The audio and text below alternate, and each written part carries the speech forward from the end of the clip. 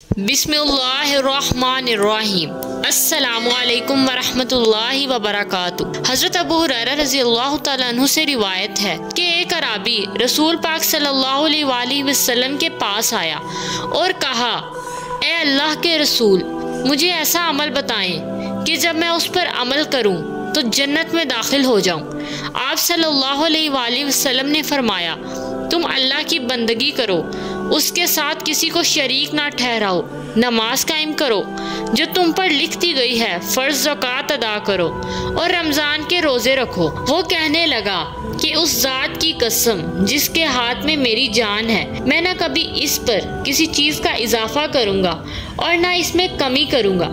जब वो वापस जाने लगा तो नबी पाक सल्लल्लाहु अलैहि वसल्लम ने फरमाया, जिसे इस बात से खुशी हो कि वो एक जन्नती आदमी देखे तो वो उसे देख ले।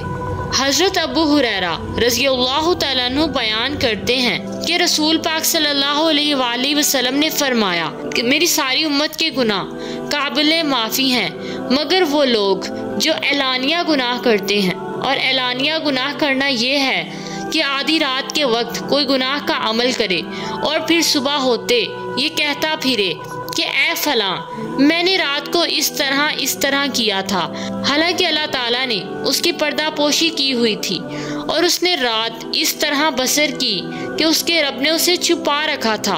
और फिर जब सुबह होती है तो वो अपने ऊपर से अल्लाह के पर्दे को उठा देता है। रसूल अल्लाह सल्लल्लाहु अलैहि वसल्लम ने फरमाया, तुम में से कोई शख्स जब अपने इस्लाम को उम्दा बना ले, यानी निफाक और रिया से पाक कर ले, तो हर नेक काम जो वो करता है उसके अवज़ 10 से लेकर 700 गुना तक उसकी नेकियां लिखी जाती हैं और हर बुरा काम जो वो करता है उतना ही लिखा जाता है जितना कि उसने किया है।